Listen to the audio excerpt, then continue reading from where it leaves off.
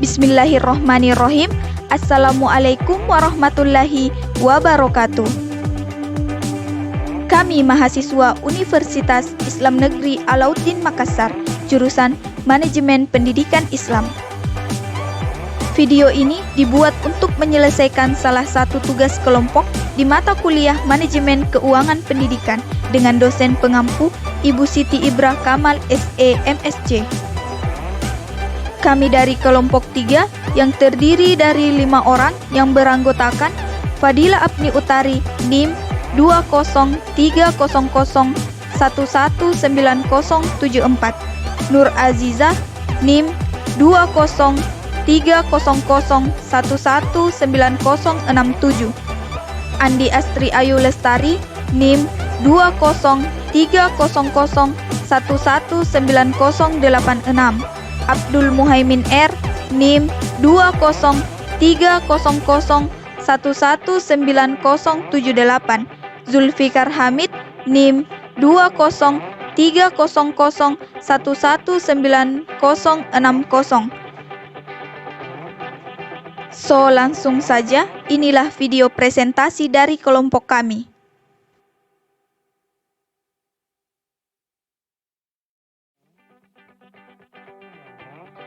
Baiklah, saya akan menjelaskan tentang dasar hukum dana pendidikan.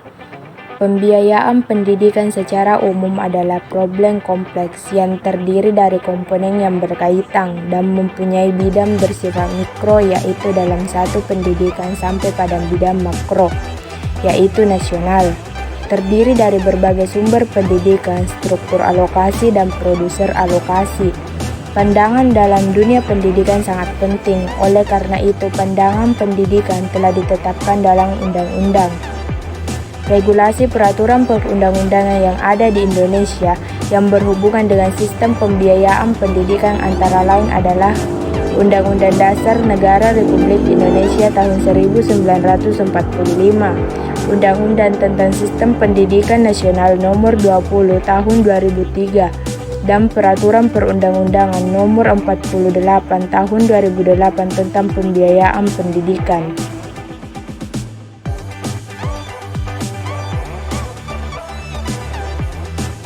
Pembiayaan pendidikan menurut Islam. Pembiayaan pendidikan untuk seluruh tingkat sepenuhnya merupakan tanggung jawab negara. Seluruh pembiayaan pendidikan, baik menyangkut gaji para guru atau dosen, maupun menyangkut infrastruktur serta sarana dan prasarana pendidikan, sepenuhnya menjadi kewajiban negara. Ringkasnya, dalam Islam, pendidikan disediakan secara gratis oleh negara. Namun, perlu diketahui, meskipun biaya pendidikan adalah tanggung jawab negara, Islam tidak melarang inisiatif rakyatnya, khususnya mereka yang kaya, untuk berperan serta dalam pendidikan.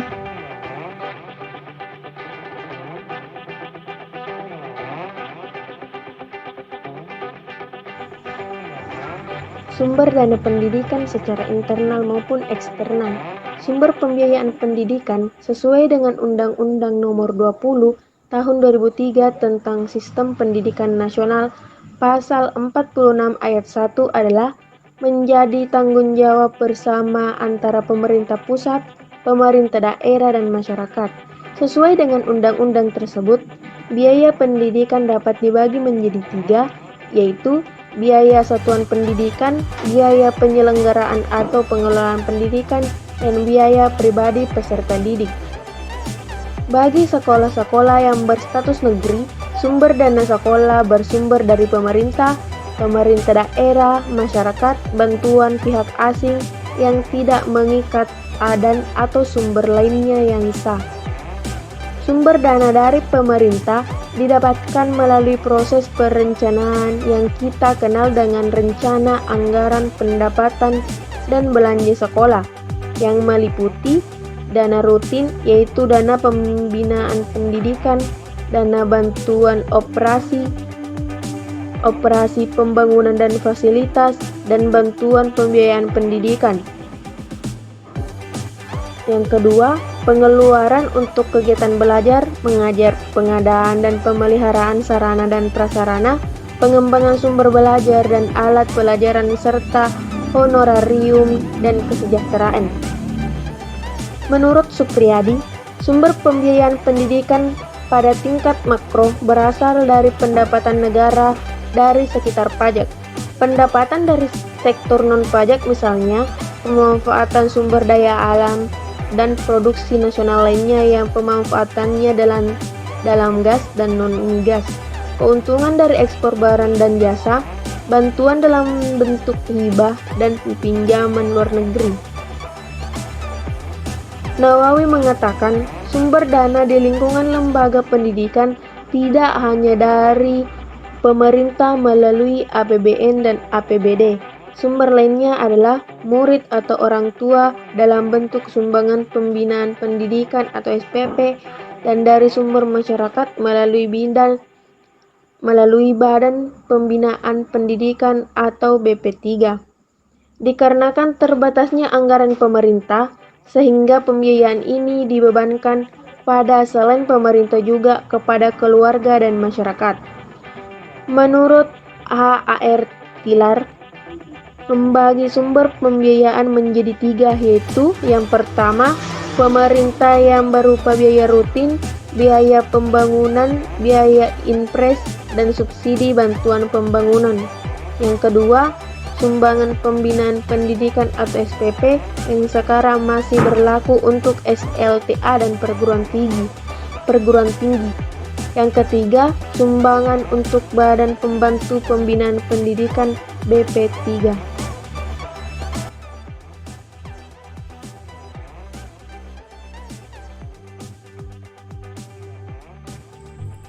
Bismillahirrahmanirrahim. Assalamualaikum warahmatullahi wabarakatuh. Saya akan membahas tentang masalah yang sering terjadi dalam pembiayaan pendidikan dan solusi dari permasalahan. Permasalahan dalam pembiayaan pendidikan. Masalah yang dihadapi madrasah adalah persoalan pembiayaan pendidikan apabila dilihat dari aspek penyebabnya. Dari hasil penelitian Litbang Pendidikan Agama dan Keagamaan tahun 2006 tentang pembiayaan pendidikan di madrasah menyebutkan bahwa kesulitan yang dihadapi madrasah dalam pengelolaan pembiayaan pendidikan ternyata berawal dari persoalan penggalian dana itu sendiri. Kendala utamanya adalah karena terbatasnya sumber dana yang dapat digali. Selama ini sumber dana utama operasional madrasah rata-rata diperoleh dari iuran SPP siswa atau peserta didik. Sumber dana ini merupakan sumber dana tetap meskipun secara nominal sebenarnya jumlah dana yang dapat dikumpulkan tidak seberapa. Mengingat kebanyakan madrasah berada di pinggiran kota atau pedesaan dan melayani pendidikan bagi siswa yang berasal dari keluarga yang ekonominya kurang mampu, seperti orang tuanya bekerja sebagai petani, buruh, dan pegawai rendah lainnya. Pendeknya madrasah memperoleh pemasukan dari komponen SPP dan jumlah yang tidak besar karena madrasah sendiri harus menetapkan besaran biaya SPP atau iuran yang sesuai dengan kondisi sosial ekonomi madrasah di mana ia berada. Namun hal ini sudah mengalami perubahan seiring dengan kebijakan dana bantuan operasional sekolah atau yang biasa disebut dana BOS yang diberikan kepada seluruh sekolah dasar maupun yang menengah.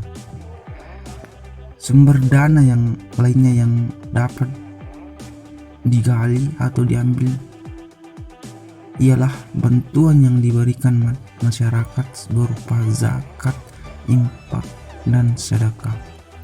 Sumber dana ini terbilang tidak tetap. Selain itu jumlah dan keberadaannya tidak dapat dipastikan. Ini dapat dimengerti mengingat masalah pengelolaan zakat dan peruntukannya sendiri.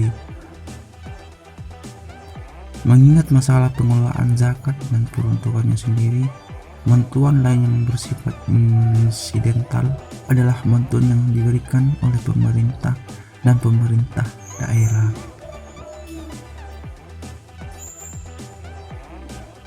Di sisi lain, persoalan sumber daya manusia yang bisa dikatakan belum memadai selain keterbatasan pengetahuan mengenai sirkulasi dan pengaturan mengenai anggaran dan pembiayaan merupakan suatu kekurangan yang menyebabkan tidak adanya analisis yang panjang mengenai bagaimana, mengapa, dan seperti apa pembiayaan yang dilakukan. Hal ini diperparah dengan ketertutupannya akses yang menyebabkan tidak adanya usaha untuk mencapai dan mengembangkan peluang. Masalah lain yang biasa muncul adalah daya dukung masyarakat sekitar yang rendah. Padahal hal ini sangat penting mengingat masyarakat sebagai partisipan dan pendorong ke arah suksesnya program lembaga pendidikan. Baiklah, terima kasih atas kesempatannya.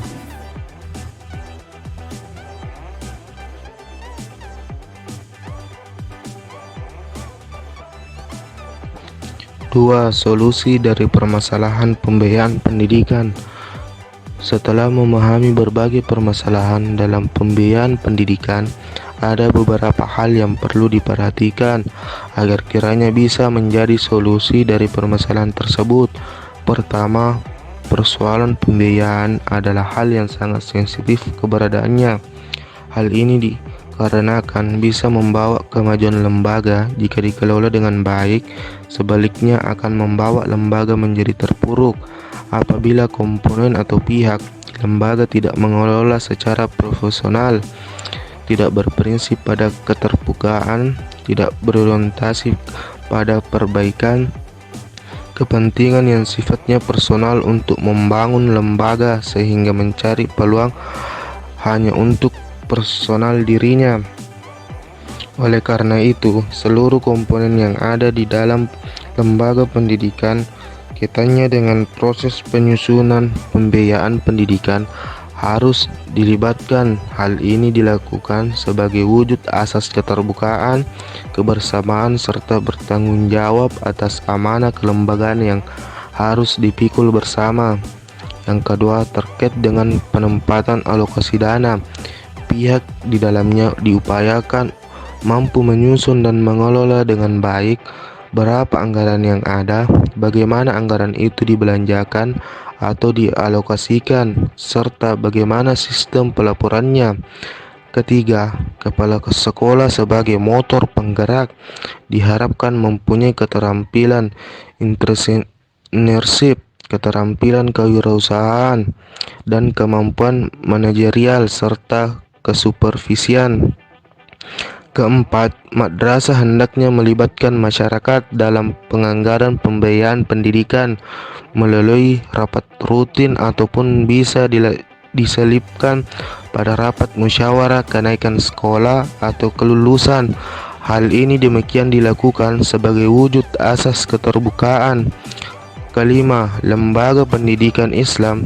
Dalam hal ini madrasah sebagai lembaga yang berbasiskan agama yang di dalamnya terdapat nilai-nilai luhur diharapkan untuk memegang teguh prinsip keadilan, prinsip amanah, kejujuran, musyawarah, keterbukaan, kedisiplinan, dan sebagainya.